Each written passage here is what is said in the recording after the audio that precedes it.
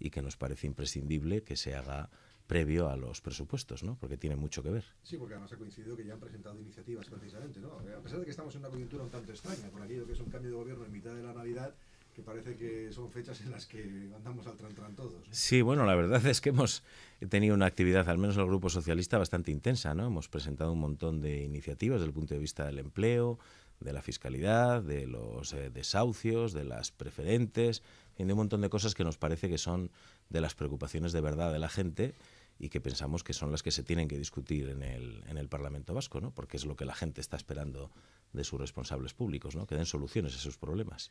Se ha apelado muchas veces y se ha apelado tanto al que gobierna como a los que están en la oposición a la responsabilidad. Por ejemplo, porque hay un tema que es crucial, los presupuestos. Efectivamente. ¿Cuál va a ser la posición del Partido Socialista de Euskadi? Pues el problema no es solo... el otro día le oía al responsable, al portavoz del PNV, al señor Mediavilla, decir que ni siquiera se plantea intelectualmente que nadie esté dispuesto a arrimar el hombro, ¿no?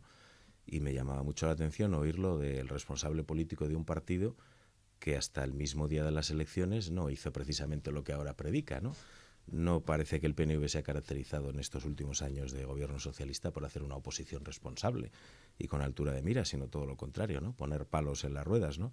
Por eso llama mucho la atención que ahora apelen a la responsabilidad de los demás y que lo haga quien ha tomado la decisión de gobernar en solitario. Ahora parece que les entra un poquito de vértigo o de angustia, ¿no? Cosa que era previsible. Yo creo que es una decisión muy temeraria, ¿no? En una situación tan angustiosa, tan delicada, tan preocupante desde el punto de vista económico y en la que se necesitan grandes consensos, tomar una decisión política antes ya de la celebración de la ronda de contactos con los partidos políticos, de ir solos, pues es bastante aventurado y bastante irresponsable, claro. Ahora no se puede pedir a los demás que tengan la responsabilidad que ellos no han tenido a la hora de conformar el gobierno, por lo tanto a ellos les corresponde hacer los gestos necesarios y nosotros tenemos muy claro las condiciones que tendrían que cumplir esos presupuestos, ¿no? Tienen que ser unos presupuestos que sigan impulsando la actividad económica, como hizo el anterior gobierno, y a la vez que mantengan las políticas sociales y los servicios públicos básicos, porque nos parece imprescindible, primero, garantizar lo que consideramos servicios esenciales, segundo, mantener ese gran colchón social que suponen las ayudas sociales para aquella gente que está pasándolo mal, y, por supuesto, como no podemos vivir simplemente en un estado de carácter asistencial, hay que seguir impulsando medidas de reactivación económica, ¿no? Y para todo eso se necesita voluntad política y se necesitan instrumentos para hacerlo posible.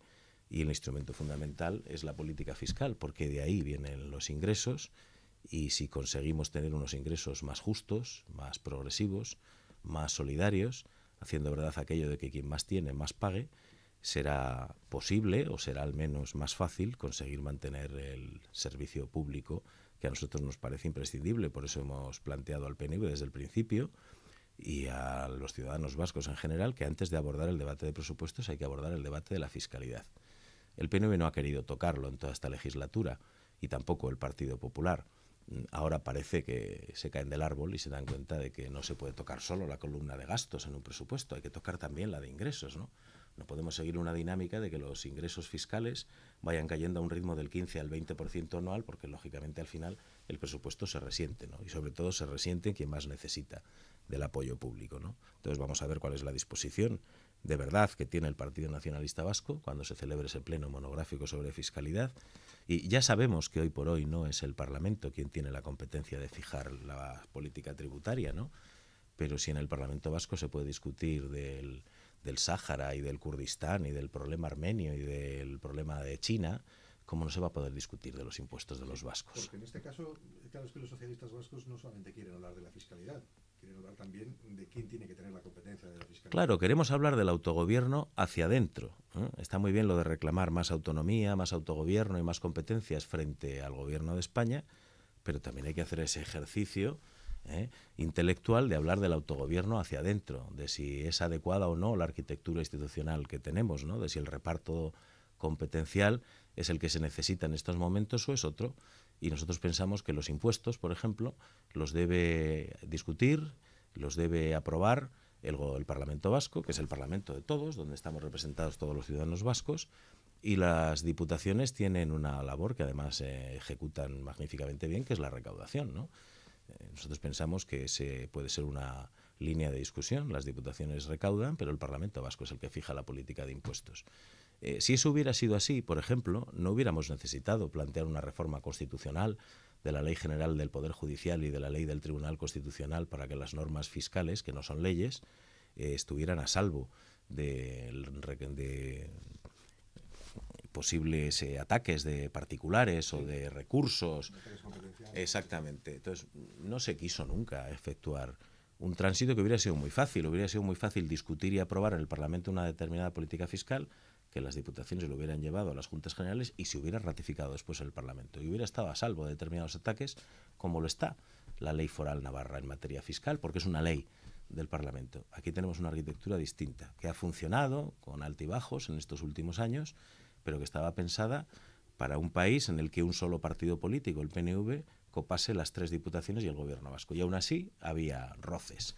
Y aún mucho más ahora cuando cada institución está en manos de un partido político distinto, lo que lo hace ineficiente y lo que provoca desarmonización fiscal. Pero tan distintas son, por ejemplo, los tratamientos fiscales, que los socialistas pueden llegar a un acuerdo con Bildu en San Sebastián y no en Vizcaya, por ejemplo. Pero depende un poco, no se trata tanto de dónde se pacte y con quién se pacte, sino qué cosas se pactan, ¿no? Y los acuerdos fiscales con la Diputación de Guipúzcoa se han venido trabajando desde hace meses. Desde que el Lehendakari hace ya año y pico planteó una propuesta integral con más de 60 medidas en política fiscal que entregó en mano a los 3 diputados generales y que el señor Bilbao despachó con un despreciativo de eso no toca y lo metió en un cajón, ¿no? Ahora que sí está su partido en el gobierno, ahora parece que sí toca, ¿no? Entonces aquella propuesta fiscal se trasladó a las Juntas Generales de Guipúzcoa y fue bien recibida por parte del gobierno foral guipuzcoano y hemos avanzado mucho en política fiscal, hemos acercado muchas posiciones y eso ha hecho posible, entre otras cosas, que hayamos podido facilitar la aprobación del presupuesto de Guipúzcoa, porque hubo una posición más receptiva por parte del gobierno foral guipuzcoano que el que tuvo por parte del gobierno del PP en Álava o del gobierno del PNV en Vizcaya, ¿no? Ahora, ¿será posible o no llegar a un acuerdo? Hombre, hay un estado de necesidad, por parte del Partido Nacionalista Vasco y del actual gobierno vasco, que tiene solamente 27 parlamentarios de 75, que probablemente le haga ser más flexible a la hora de aplicar determinadas políticas o entrar en determinados debates. Públicamente el señor Urkullu, en la sesión de investidura, el Lehendakari Urkullu, se mostró dispuesto a hablar de estos temas. Bien es verdad que sin variar un ápice sus posiciones iniciales, pero bueno es que se empiece a discutir sobre qué pasa con la estructura de nuestro país, sobre qué pasa con nuestros impuestos, sobre si hay que o no poner en marcha medidas que eliminen ineficiencias, que eliminen despilfarros, que hagan la gestión de la cosa pública más eficiente y que se eviten derroches, ¿no? De eso también queremos hablar. Pero se han limado asperezas, ¿no? Porque ya lo de la famosa auditoría que tantos dimes y diretes trajo, sí. Aquello parece ya más aparcado. Etc. Bueno, yo mismo decía yo, Sorcoreca, sí. Por cierto, decía que no contempla tampoco, no baja la posibilidad de que los presupuestos no vayan a ser aprobados o sacados adelante. Pues dependerá del gobierno del que es el portavoz, ¿no? Que eso sea posible o no, no es responsabilidad, desde luego, de la oposición. Me parece un sinsentido que el gobierno eche la culpa a la oposición de no tener altura de miras o responsabilidad. Quien tiene la responsabilidad de alcanzar acuerdos y hacerlos posibles es quien gobierna, como en todos los sitios, ¿no? Está bien que rectifiquen, ¿no? Es que se habían deslizado por una senda de absoluta irresponsabilidad. No se puede decir, como dijo el señor Urkullu antes de las elecciones, que Euskadi estaba en quiebra, que iba a quebrar en 2 meses, que las cuentas del País Vasco estaban absolutamente dislocadas. No es verdad. Y no se puede amenazar con una auditoría de una empresa privada, a saber quién hubiera sido, ¿verdad? Hubiera sido muy curioso comprobar quiénes eran los dueños de la empresa a la que se le adjudica, porque el gobierno vasco tenía las cuentas del 2009, desde del 2010 y del 2011 auditadas por el Tribunal Vasco de Cuentas, que se supone que es el organismo que hemos creado entre todos para que precisamente audite las cuentas del sector público, y que daba las del 2012, de las que el gobierno saliente, en eso que el señor Urkullu ha calificado como un traspaso ejemplar, les dio cumplida cuenta. Y no he sido tan ejemplar, ha sido un traspaso normal. La diferencia es que el anterior, el que ellos hicieron, cuando el señor Ibarretxe dejó de ser Lehendakari, no fue precisamente muy normal, fue absolutamente anómalo, ¿no? Este ha sido un traspaso como debe haber sido, con cortesía y educación. Hay quien les ve pues, como los que pueden ser facilitadores o apoyo del Partido Nacionalista Vasco, pero también les acusan, por ejemplo, de serlo de la izquierda abertzale, por unas palabras, no sé si malinterpretadas, no aclaradas, por ejemplo, de los socialistas alaveses. Sí. Ha servido que incluso ayer Floriano, por ejemplo, desde el Partido Popular, hable de la deriva, de cómo se va diluyendo el Partido Socialista y dijera, y ahí se echan en brazos de la izquierda radical. Bueno, ¿no? es decir, las cosas que dicen algunos dirigentes del Partido Popular es mejor echarlas al cubo de la basura, ¿no? porque es bastante basura muchas de las cosas que dicen, ¿no? Porque no conocen la realidad vasca y porque están todavía inmersos en una especie de dinámica anti todo, que sigue sonando mucho a viejos discursos de la época de Mayor Oreja que yo pensaba casi olvidados, ¿no? Pero bueno, a la señora Mintegui también la oímos en el debate que mantuvieron los candidatos antes de las elecciones, acusarnos con toda la tranquilidad del mundo de que teníamos ya un pacto hecho y cerrado con el Partido Nacionalista Vasco, incluso repartidas las consejerías, cosa que se ha demostrado que no es así, ¿no? Y el PNV se dedicó a lanzar la especie de que teníamos una especie de acuerdo secreto, una especie de pinza con Bildu para fastidiar al PNV, en esa especie de concepción egocéntrica del mundo que tiene el PNV, que piensa que todo el mundo nos despertamos pensando en ese partido, cosa que no es verdad, ¿no? Ni es verdad una, ni es verdad la otra. Ni hay una pinza con Bildu para hacer la puñeta al PNV, ni hay ningún acuerdo con el Partido Nacionalista Vasco para repartirse el gobierno. Lo que hay es una política de sentido común del Partido Socialista de hacer posible los acuerdos con aquellos que coincidan con nuestro ideario político. Y el tema fiscal ha sido posible coincidir con Bildu, y en otros temas, con toda seguridad, tendremos múltiples diferencias, por supuesto, cuando planteen estas cosas que les gustan más que nada a Bildu, de la consulta, el soberanismo, la territorialidad, pues estaremos en las antípodas, ¿no? Y con el Partido Nacionalista Vasco igual, llegaremos a acuerdos en aquello que coincida con nuestros planteamientos, en lo que nosotros pensamos que es lo que necesita el país, y no será posible si mantienen determinadas actitudes desde el punto de vista económico que creemos que son malas para el país, ¿no? ¿Llegaremos a acuerdos con el PNV o no? En función de la disposición que tengan de cambiar su política, la que han venido manteniendo hasta ahora. Nosotros no somos un partido irresponsable, ni somos un partido antisistema, pero desde luego lo que no vamos a ser es el comodín al que se quiera recurrir cuando no le salen las cosas, ¿no? Para eso no estamos en política. Cuando plantea, y lo dijo ayer mismo José Antonio Pastor, una reforma del Estado para, digamos que, no sé si atajar, cortar el camino de los nacionalistas, ¿a qué se refiere? Bueno, es evidente que por mucho que algunos se nieguen a reconocerlo, en este país, en España, hay distintos sentimientos de pertenencia y hay determinadas comunidades, como Cataluña y Euskadi especialmente, en el que una parte importante de su población tiene un sentimiento de pertenencia que es exclusivamente nacionalista o preferentemente nacionalista, ¿no? Y no podemos obviar esa realidad, eso existe.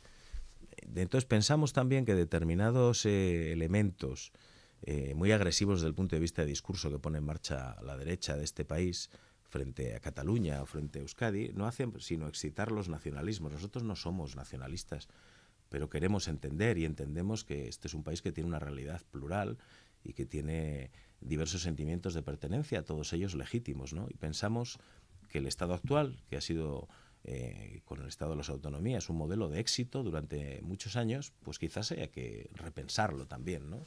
Y hacer ajustes, teniendo en cuenta que todo parte de la política del consenso y del acuerdo, de encontrar puntos, elementos comunes, un suelo mínimo de acuerdo entre todos, el que hizo posible el Estatuto de Guernica o el que hizo posible el Estatuto de Sau, adaptándolo a los nuevos tiempos. Esto no significa jugar al nacionalismo o jugar a hacer concesiones al nacionalismo, pero es evidente que tampoco podemos caer en la tentación de volver a los viejos tiempos del Estado unitario, ¿no? Porque es algo que se ha demostrado que no funciona.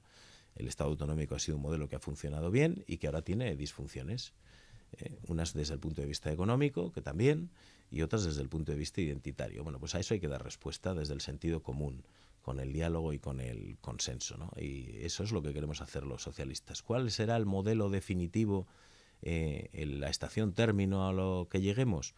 Pues habrá que debatirlo con el resto de fuerzas políticas, ¿no? Del conjunto de España y de todas las comunidades autónomas, ¿no? Hasta encontrar un momento en el que todos nos sintamos relativamente cómodos, suelo decir yo. Es decir, si alguien está absolutamente cómodo, eso es mala señal, quiere decir que otra parte está absolutamente incómoda, ¿no? Entonces, ese punto de encuentro yo creo que es relativamente fácil alcanzarlo si hay voluntad política de hacerlo. Hombre, en Euskadi parece que momentáneamente no toca, porque no está ahora mismo en la agenda prioritaria ni siquiera del propio Partido Nacionalista Vasco, del gobierno, hablar, aunque ya se ha anunciado, lógicamente, es un nuevo estatus político, etcétera. No sé cuándo llegará el momento, cuáles serán los plazos y el recorrido, ¿no? Parece que no toca, pero en Cataluña parece que las cosas van mucho más rápidas. Y ahí los socialistas catalanes, por cierto, sí que han adoptado alguna posición que podría chirriar, por ejemplo, el aceptar una consulta. Sí, chirría, de hecho. Yo entiendo la situación política complicada que tienen los socialistas catalanes, de un partido que por cierto ha sido el eje central de la política catalana durante toda la transición democrática y el que ha puesto un poco el punto de equilibrio, el sentido común, eso que se llamaba el seni catalán, ¿no? Esa tranquilidad y ese sentido común que se abordaban los problemas, ¿no? Ahora probablemente se encuentra en una situación política más complicada, más difícil, orgánicamente también más débil, y bueno, pues puede ser una apuesta política la de esa consulta legal que ellos plantean, que sinceramente nosotros no acabamos de entender del todo, pero respeto absolutamente que los socialistas catalanes hagan política teniendo en cuenta la realidad catalana, claro, que no es la misma que la vasca. Ya sé que es muy simple la pregunta, pero ¿no les parecería conveniente, por ejemplo, conocer realmente lo que opina la ciudadanía vasca sobre una decisión tan relevante como cuál puede ser el futuro? Sí, ¿No? sí, pero si la ciudadanía vasca o la catalana o la española expresa su opinión en múltiples ocasiones, cada vez que hay unas elecciones, por supuesto, y en muchos otros momentos también, ¿no? El problema es que sobre qué se decide. Porque imagínese usted que el Ayuntamiento de Baracaldo decide por unanimidad pues que va a invadir Melilla. Bueno, pues la habrá decidido por absoluta unanimidad de los ciudadanos baracaldeses, pero claro, no tienen competencias para tomar esa decisión y por lo tanto no, claro, por lo tanto esa decisión no sería válida en ningún momento, ¿no? Entonces yo creo que las cosas hay que ponerlas en el sentido común necesario, dentro de la legalidad, evidentemente, dentro de las reglas de juego, claro, porque para jugar un partido de fútbol se supone que ambos contendientes tienen unas mismas reglas y por eso el partido es un partido limpio, porque todos juegan con las mismas reglas. Claro, si cada uno se va inventando las reglas a medida que va transcurriendo el partido, pues parece como que habría discrepancias sobre quién ha ganado o no, ¿no? Entonces, las reglas de juego están para lo que están, para ordenar la discusión política y para seguirlas y para cambiarlas también, pero a través de esas mismas reglas, ¿no? Entonces yo creo que el señor Mas se le ha calentado mucho la boca después de la diada, de aquella multitudinaria manifestación, que yo creo que se interpretó mal, porque en esa manifestación había gente evidentemente nacionalista, muy nacionalista, independentista, y también muchos ciudadanos catalanes que no eran nada de eso, pero que estaban muy cabreados por la crisis económica y aprovecharon esa explosión popular en la calle para manifestar su descontento, ¿no? Y el señor Mas ha querido aprovechar esto y pensar que ese movimiento social, esa gran riada de gente, le iba a hacer conseguir una mayoría absoluta a su partido, y la verdad es que la jugada le ha salido fatal, ¿no? Porque ha quedado bastante mal y en una situación mucho más complicada de la que tenía antes de hacer las elecciones. En Euskadi tenemos todavía otros temas pendientes, ¿no? Porque tenemos un tema sin cerrar todavía. El asunto de la violencia, es cierto que no hay actividad de ETA, pero vemos que hay cuestiones todavía que hay que abordar. Claro. Las víctimas uno, el de los presos otro. Hay, por cierto, convocada por arriba una concentración, una manifestación el próximo día 12, ¿no? Sí, es una cosa curiosa, ¿no? Porque no, son incapaces de enfrentarse a su propia responsabilidad. Yo creo que una vez que ETA anunció el cese definitivo de sus actuaciones, una vez que el mundo político de la izquierda abertzale hizo una expresión de jugar solamente con las armas de la palabra desde el punto de vista de la política, una vez que el Tribunal Constitucional decidió concederle la legalidad y por lo tanto juegan en igualdad de oportunidades con el resto, bueno, pues sigue quedando alguien que no ha hecho sus deberes, y ese es el mundo, entre otros, de los presos políticos del sector duro que se llama de ETA, ¿no? Que alguna vez tendrán que reconocer que alguna responsabilidad ha tenido ese mundo en lo que ha ocurrido en Euskadi, o han estado ajenos a la situación. Es decir, no se puede decir, pasábamos por ahí y si hemos incrementado algo, el sufrimiento que se ha creado. No, oiga usted, ¿cómo que si hemos incrementado algo? Pues si usted ha sido elemento activo en la generación de sufrimiento en esta sociedad, tendrá que hacer al menos un reconocimiento expreso de que eso ha sido así. Y sobre todo, tendrá que desvincularse ya de una vez definitivamente de ETA, ¿no? Que ha anunciado que ha desaparecido definitivamente, pero que sigue mandando de vez en cuando comunicados en el que lanza amenazas veladas de que si no me gusta cómo va esto, si no se mueve no sé quién, en esta especie de teoría del movimiento perpetuo que usan este mundo permanentemente, ¿no? Yo creo que la responsabilidad es suya y que es una especie de huida hacia adelante tratar de endosar las responsabilidades a todo el mundo, a los partidos políticos, al gobierno vasco, al gobierno de España, al gobierno francés, a la comunidad internacional. No, oiga usted, mire primero para adentro, hacia su casa, y haga usted primero lo que tiene que hacer antes de exigir nada a los demás. Me lo ha puesto fácil porque yo también quiero mirar hacia su casa directamente, si es que no hemos dejado de hablar en algún momento, ¿eh? Pero bueno, también que los socialistas vascos están a las puertas dentro de un mes de lo que va a ser un momento relevante, porque se tienen que repensar qué es lo que sucede. ¿Qué ha pasado? ¿Se ha abandonado la ideología? ¿Se ha perdido? ¿El GPS se ha estropeado? ¿Qué es lo que ha ocurrido? Pues no lo sé exactamente. Ya me gustaría a mí tener la solución, ¿no?, de los problemas de la socialdemocracia, no solo en España, sino en toda Europa, porque estamos bastante mal en toda Europa. Que el Partido Socialista, por ejemplo, y no hablo de Euskadi solamente, sino que hablo del resto de España, no esté remontando con la que está lloviendo y la que está cayendo? Bueno, pues probablemente porque una parte de la sociedad española todavía nos achaca a nosotros una parte de la responsabilidad de las medidas que hubo que tomar, especialmente en la última etapa del gobierno de José Luis Rodríguez Zapatero, ¿no? Y nosotros todavía somos corresponsables de esa situación, al menos así lo entiende una parte de la ciudadanía española, ¿no? Es verdad que además ha pasado escasamente un año desde que estuvimos en el gobierno de España y por lo tanto, bueno, pues cuando uno pierde las elecciones de forma tan clamorosa como las perdió el Partido Socialista y la derecha española los gana de forma tan abrumadora como ganó, uno no puede pensar que la sociología electoral cambie en escasamente 12 meses. En cualquier país del mundo, cuando un partido gana las elecciones por mayoría absoluta, al menos durante los 4 años de la legislatura, mantiene con cierta solvencia. Aquí, ¿qué está ocurriendo? Que el Partido Popular, que está haciendo auténticas barbaridades, no solo desde el punto de vista económico, sino desde el punto de vista social, porque están aprovechando el viaje para ir desmantelando el estado de bienestar, está perdiendo muchos apoyos, y el Partido Socialista no ha conseguido ser el referente de ese descontento social evidente que existe en la sociedad española, probablemente porque tenemos que volver a hacernos creíbles ante gran parte de la ciudadanía española de que nosotros tenemos otras recetas distintas de las del Partido Popular, que las tenemos. Probablemente hay que ser más contundente y más insistente en este tipo de medidas o en la venta de este tipo de medidas, ¿no?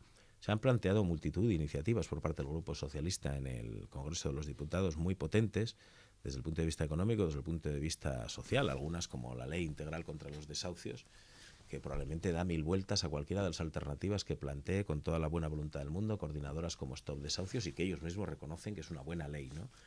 No lo estamos siendo capaces de hacer visualizar adecuadamente a la ciudadanía, ¿no? Probablemente tenemos que tener más contundencia en las actuaciones, ¿no? Probablemente tenemos que recuperar también credibilidad y confianza de nuestro electorado, ¿no? Y eso es un mal que aqueja a toda la izquierda europea en general. Todos los progresistas recibimos con mucho entusiasmo la llegada de Hollande a la presidencia de la República Francesa como una especie de revulsivo en la política europea que se ha quedado un poquito terciado, ¿no? Porque la situación es la que es, porque la señora Merkel manda muchísimo y porque Francia pues empieza a tener también problemas económicos, ¿no? Pero yo creo que hay que hacer una especie de refundación de la izquierda europea, ¿no? Yo me acuerdo cuando entré en política que la Internacional Socialista era una organización potente que marcaba línea política, marcaba referencias y marcaba criterios ante cada problema que ocurría en el mundo. No se la oye, está desaparecida. Yo no les sabría decir quién es el presidente ahora mismo de la Internacional Socialista. Y yo, que soy miembro del Partido Socialista, dirigente de regional del Partido Socialista, pues en fin, me falla la memoria porque no tiene presencia pública, ¿no? Y lo mismo le ocurre al Partido Socialista Europeo. Hay una iniciativa muy buena de Rubalcaba de convocar una cumbre de líderes socialistas europeos para darle otro aire a la izquierda europea y también a la izquierda en España, claro. Y para conocerse, ¿no? José Antonio Pastor, portavoz de los socialistas vascos, le agradecemos que haya estado con nosotros.